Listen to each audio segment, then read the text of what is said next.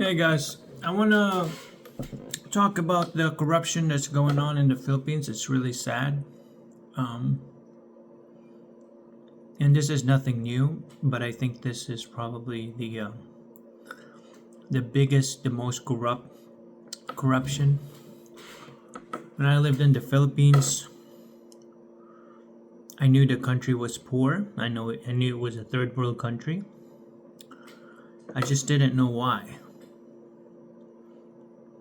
And I mean, you can blame Spain, you can blame America for colonizing the Philippines, causing the Filipinos to think so low of themselves. But you can only have a pity party for so long. And it's not about how you started, it's how you finished. So the Philippines as a country started off really rough, but many years after the colonization, if you're still the same way, then the problem is you.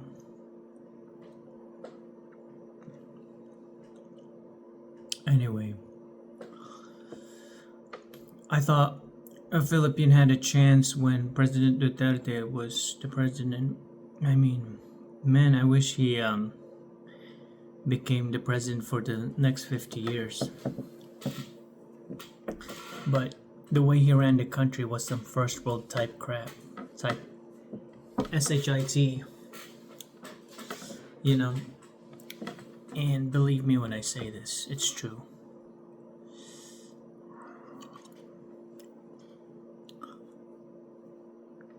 And the current president, Bobong Marcos, is he is the carbon copy of the devil himself. In the Bible, the devil was described as the killer, destroyer, and a liar. And that perfectly describes Marcos. He destroyed the country through corruption. He stole the money, and he allowed his friends to steal the money. And I'm sure he made some money off of that too. It's in his blood anyway. And then he killed indirectly people because of the failed flood projects. The flooding killed people, amongst other things.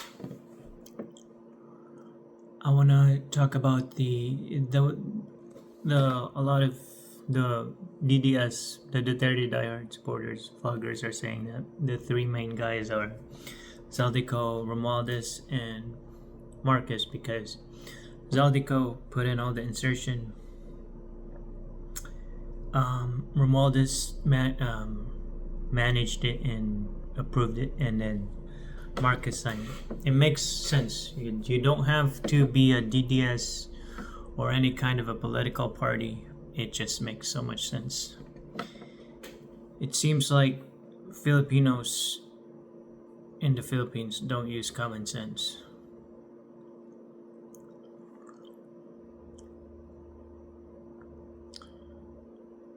It's time to use science, you guys.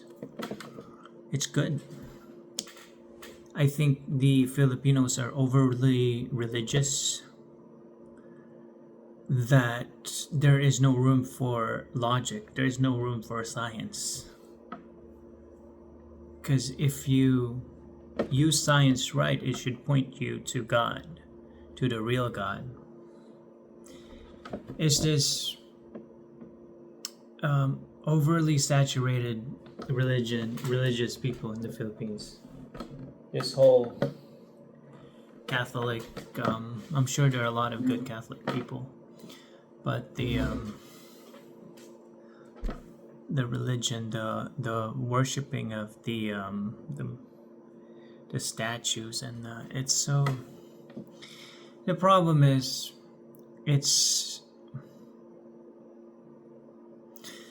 the idea is that you have to earn your way to heaven.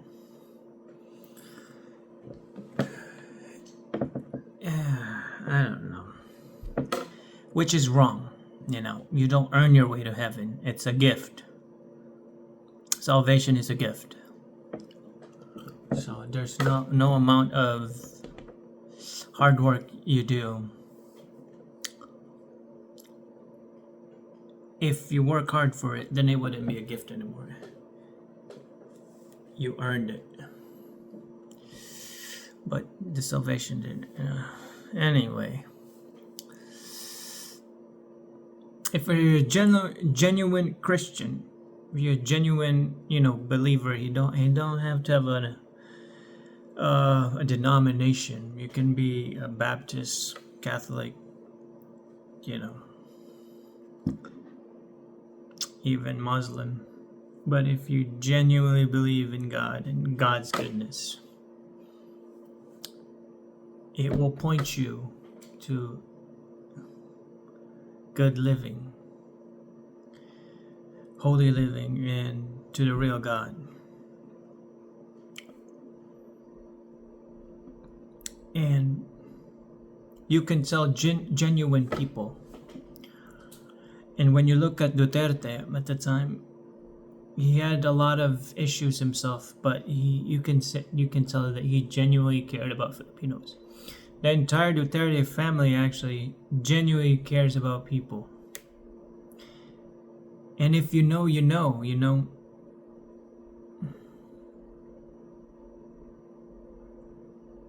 it's a projection. If you see the Duterte family and you can tell that they care about people, then what you see in them is how you feel about people. It's a projection. But when you look at Bongbong Marcos, you see everything that you don't want to be as a person. You see the most vile, the most grotesque, evil, sick, wicked person.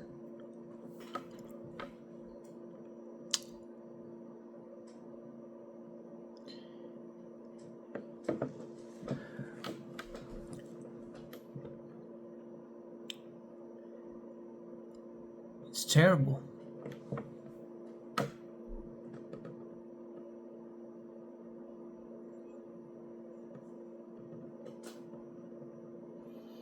Yeah, poor Filipinos,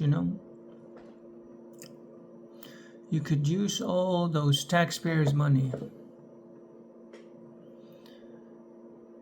and build housing for the people living in the slums. Have a program to give poor people money to buy groceries. Like here in America, we call it EBT. And then, or discounted rent housing for poor people. And then use the taxpayers' money to strengthen the infrastructures, the buildings.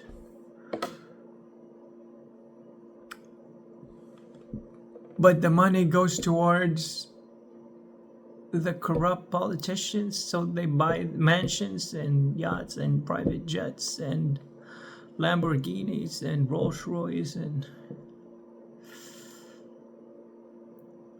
I'll tell you guys why Filipinos are so corrupt over there. What is the reason?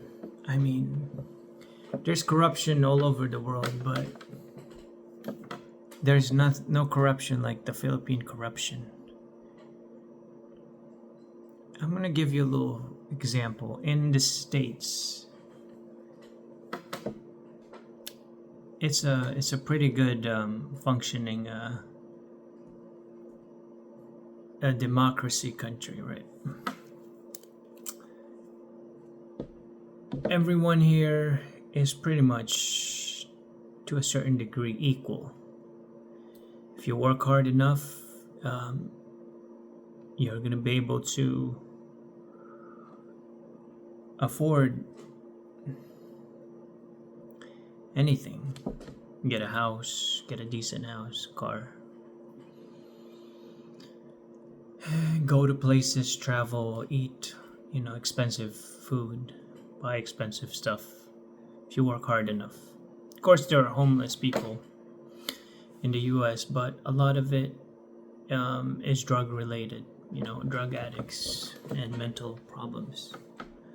But you'll never see a homeless kid here. In the Philippines, you'll see homeless children, homeless family, actually. Like, look at the story of Manny Pacquiao. He was a homeless child.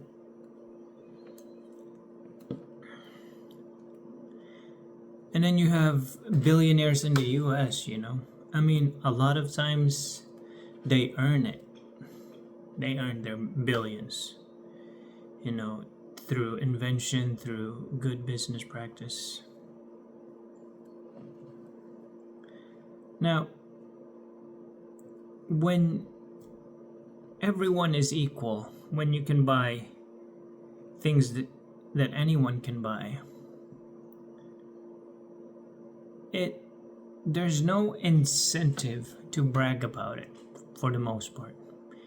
You can't go to, let's say, your friend or your neighbor that, hey, look at me, I got a brand new car. Because your friends or other people can also afford a brand new car. So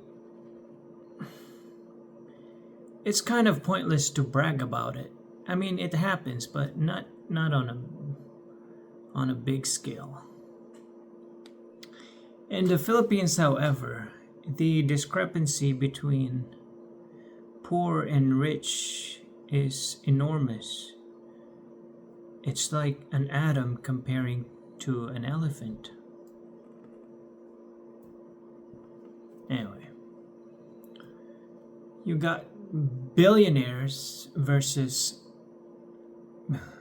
homeless family.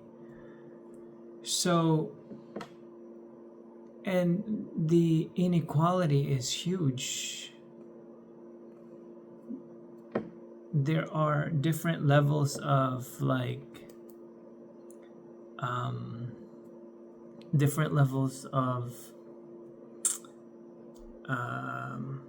status there. Got the homeless, the very poor, the kind of poor, the kind of middle class, the kind of a little bit above middle class, the kind of rich, the super rich, ultra rich. It's just, there's so many levels. So imagine if you can afford, something nice, then you flaunt it around, you flex it to homeless people, to poor people, then there's so much satisfaction knowing that you're so much better, you're so much richer compared to other people, compared to other Filipinos.